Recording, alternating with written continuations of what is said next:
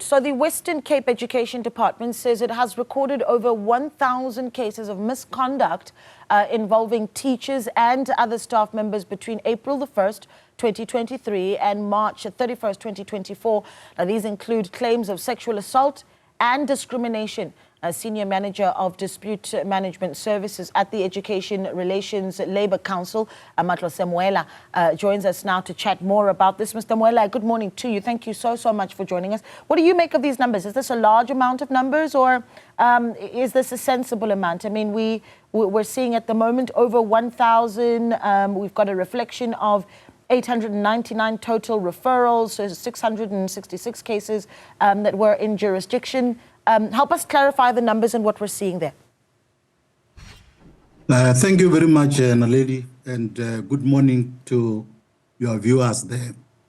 The figures, as you said, are coming from the Western Cape Department of Education. And as the Education Labour Relations Council, maybe we must make at first the distinction between the two. In the sense that the Education Labour Relations Council is a bargaining council in the education sector as established by the Labour Relations Act. So we are particularly dealing with these matters as disputes rather than misconduct. In other words, when a case has been referred in the department, they deal with it internally in the form of a disciplinary process. And when there is a sanction that has been issued out against that particular educator, and the educator is not happy with that sanction, then the educator will refer the matter to the Education Labour Relations Council as a dispute. Right. So the numbers that are there for the Education Department, Western Cape, do not reflect our numbers at the Education Labour Relations Council, because not every case that they dealt with as in an internal hearing will be referred to the Education Labour Relations Council. So for the year that you are talking about, the Education Labour Relations Council received about 899 cases. And those cases are not only misconduct cases. It's a combination of a number of cases that we have received. So it's not educator misconduct as such. So what is it? What are the numbers that you have and the particular cases and also the themes that have come up? So, you know, of course, we're looking at whether or not there's been discrimination, misconduct, and those that are sitting with you where the educators come forward and said, well, help us with this particular dispute. Look, in terms of the numbers, as I said, general, the total referrals are 899 cases. However, when you zoom into the provinces, you realize that Western Cape referred about 104 cases for that particular financial year. They referred only 104 cases to the ELRC. In other words, these are cases where the educators are not happy with the sanctions which have been meted out against them by the department. So they refer them to the Education Labour Relations Council so that we can look into the fairness of the process that has taken place. And in fact, when you look at the numbers for Western Cape, it's the fourth largest province in terms of referrals after Eastern Cape, which referred about 192 cases, Gauteng province that referred about 160 cases, and KZN, which referred about 146 cases. So it is coming at the fourth position in terms of those referrals. Yeah, so then that's an interesting point then, because then we obviously reached out to the Education Department in the Western Cape, and what we heard was that some of these complaints can really be something small, and you know, people saying that they complained about something and the principal but did nothing. The overwhelming majority do not even proceed to that referral that you speak of. And then there's the issue about whether or not we have a decent process enough then to look into and I suppose follow up on some of these disputes, particularly, and now we don't even have to speak just the Western Cape. Let's broaden the issue, if you will, right? Look at KZN, where you say you've got large numbers, 146 referrals, 160 in Gauteng, which is quite a large number. How many of those get resolved? And talk to me about what the process looks like when there is a referral from an educator that then does reach your very own officers at the Education Labour Relations Council? Thank you for the question. When there was a disciplinary hearing in the department internally, and that process has ended. In other words, there is a sanction that is meted out. The sanction in this regard, if you talk misconduct, it might be a warning, it might be a suspension, it might be demotion. Then when that sanction is meted against the educator will then, if not happy with it, refer the dispute to the ELRC. Once they refer this dispute to the ELRC is going to schedule the case for conciliation, which is the first step in the process, so that a commissioner is appointed to check or to make an attempt to resolve or settle that particular dispute. So if it's not settled, or if the parties are not happy to settle, then the matter will again be dealt with through what we call an arbitration process.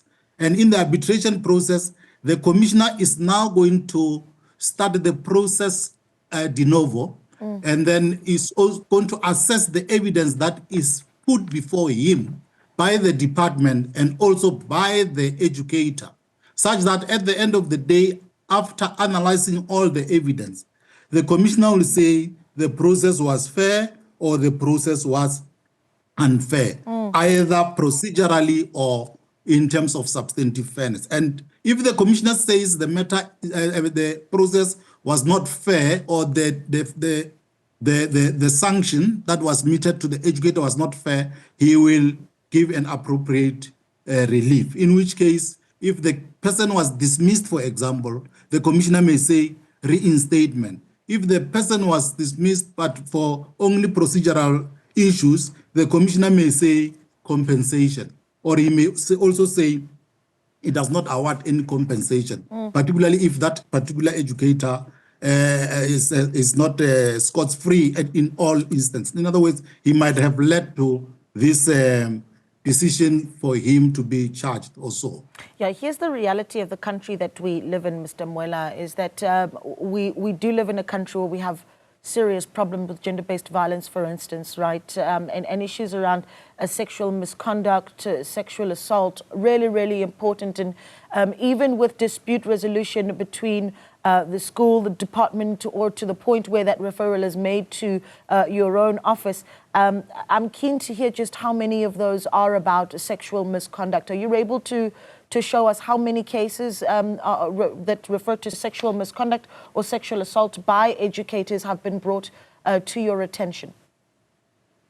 Most definitely.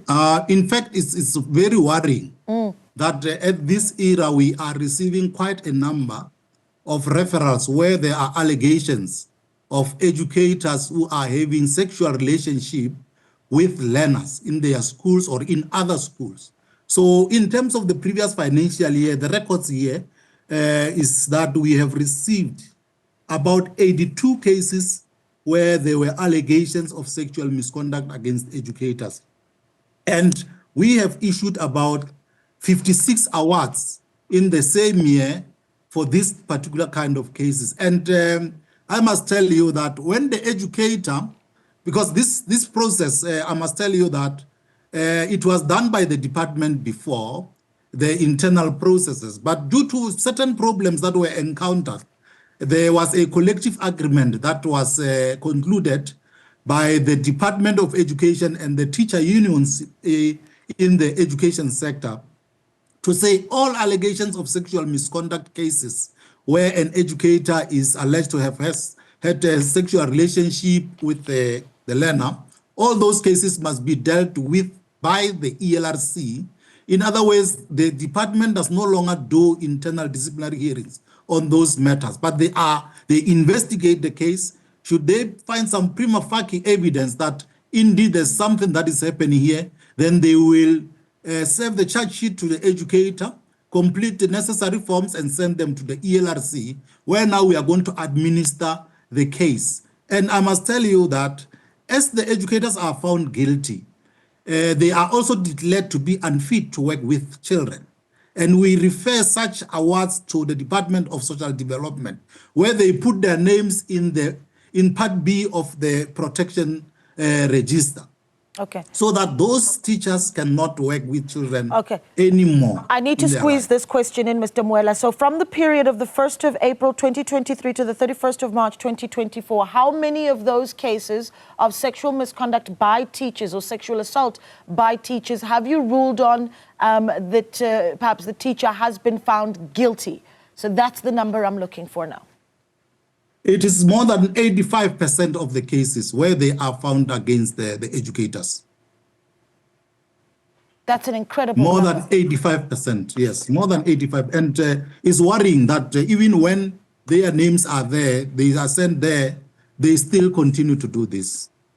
How do they continue to do it? They find their way back into the school system? No, not those. Those cannot find their way unless there's some negligence somewhere. Because those then, if they are in that register, every employer is obligated to vet any educator before they enter into the system. So if they have not vetted the educator, yes, he might go, and that will be a problem, because if he does the same, then the department will be in vicarious liability. They will be held in vicarious liability. Yeah. Okay. Should that be found.